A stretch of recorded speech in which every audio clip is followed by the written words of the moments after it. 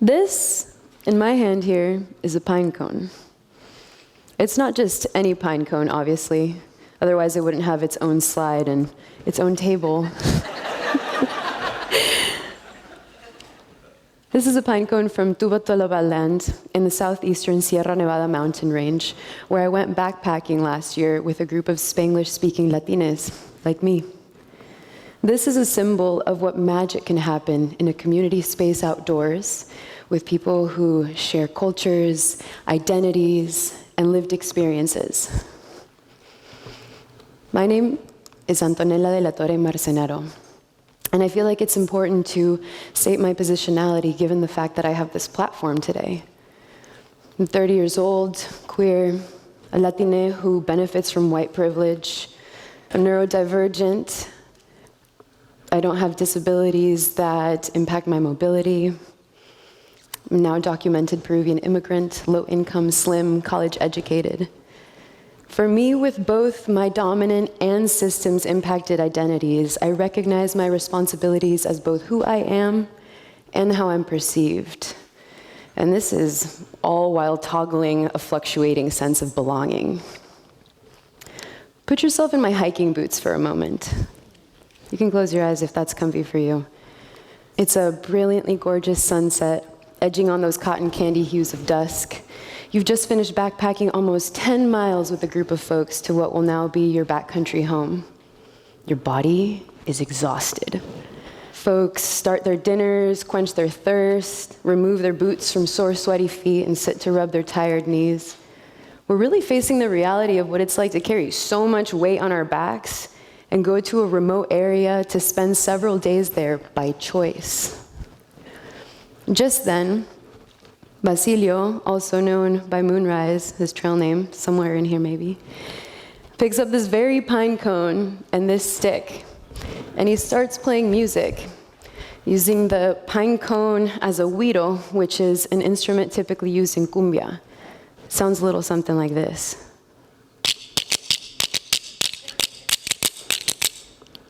Anyone recognize that? We sang, rapped, and danced to that rhythm for the remainder of our trip. Basilio unintentionally embodied the importance of shared space with people who reflect parts of us. Now I no longer look at pine cones the same. I didn't grow up camping. I got involved in what we call outdoor recreation the summer before I started college because I got a scholarship to go on a backpacking trip. I pursued similar experiences and kept falling in love with the land and feeling like I belonged, though I didn't necessarily feel like I belonged with the people I was with. Aside from that, the folks that offered to take me camping were my friends that grew up doing that with their families growing up, often having very different backgrounds than me. And again, I didn't feel like I could be my whole self with the folks I was with. I didn't recognize any of the campfire songs, so I couldn't sing along as much as I loved to sing. I didn't have anyone to speak in Spanish with or joke around in Spanish with, which is the language that feels like home to me. And I found myself constantly having to code switch just to feel like I was still part of the group. Cultural relevancy, which is what I'm talking about, and lack of representation are only two of many factors that influence access to the outdoors. So many identities and lived experiences intersect and impact participation. You've got race, ethnicity, class, income, queerness, disabilities, size, age, you name it. I could go on. Power and privilege impact every space, including remote areas away from society or what we commonly refer to as nature. Let's look at the cost of gear just to paint a picture of how income alone affects access to outdoor recreation. You got your tent, your sleeping bag, sleeping pad, rain layers, base layers, what else? Who goes camping in here? And just say it. Your bear cans, your water filtration. You're looking at hundreds of dollars just to set yourself up for a weekend camping trip with your friends and family. And that's not even including the cost of food, firewood, campsites, permits, and travel expenses. And I could do a whole 9-minute talk on transportation and travel as a barrier. Now, some of y'all might be thinking, Antonella, what if we open up some gear libraries and offer some free programs to minimize barriers? Won't that help?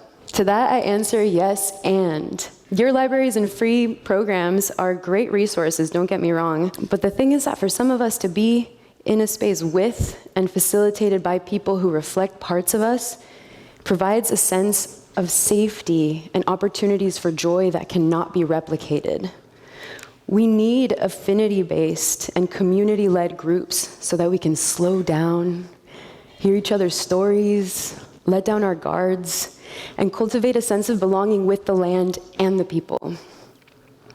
For me and so many of my loved ones, connection with Earth also embodies a reclamation, a rekindling of inherent connection to land and one another, porque sabemos que merecemos descansar profundamente y disfrutar del aire libre.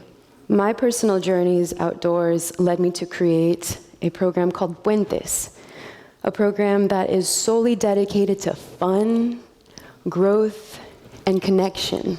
In the work that I do, often folks reach out to me in search of outdoor experiences that align with their identities and experiences. It's not that some folks don't want to recreate outdoors, it's more so that we need to feel both physically and psychologically safe while doing so. Now, no one thing will resonate the same for everyone in this room or everyone on the YouTube. But perhaps we all share the experience of how joy and authenticity feel in our bodies when they occur. Spending time with loved ones, engaging in an energizing activity, feeling validated, safe enough, and witnessed in more of our wholeness. And that's what this is about. Co-creating spaces where we can simply be more ourselves. Whether you play outside or not, there are plenty of ways that you can contribute to potentially life-changing experiences. You can donate to help fund local affinity groups, programs, and gear libraries, and of course, advocate for sustained and equitable access to land. And if you're in here being like, where do I sign up?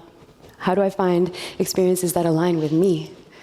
Start by connecting via social media or word of mouth. And if you feel inspired, consider creating something in and with your community so that you can navigate new terrains and move to the rhythms that feel like home to you. On day 8 of our backpacking trip last summer, I watched Kevin, Jocelyn, Maria, Jennifer, Colby, the Widow Master Basilio, Vero, and Ale giggling and cackling while practicing their salsa moves next to a rushing river. Leo and Alma nearby catching occasional glimpses of the backcountry dancers. Against the backdrop of granite mountains, I watched their feet move to the same 3 downloaded songs on repeat. The phone was dying too, by the way. The music was barely audible. The phone had been placed inside of a bear canister in an attempt to amplify the sound against the constant roar of water. It was great. It's moments like these that happen organically. They forge lasting memories and friendships, and they inspire us to one day be the same bridges to the outdoors that we once needed. Gracias.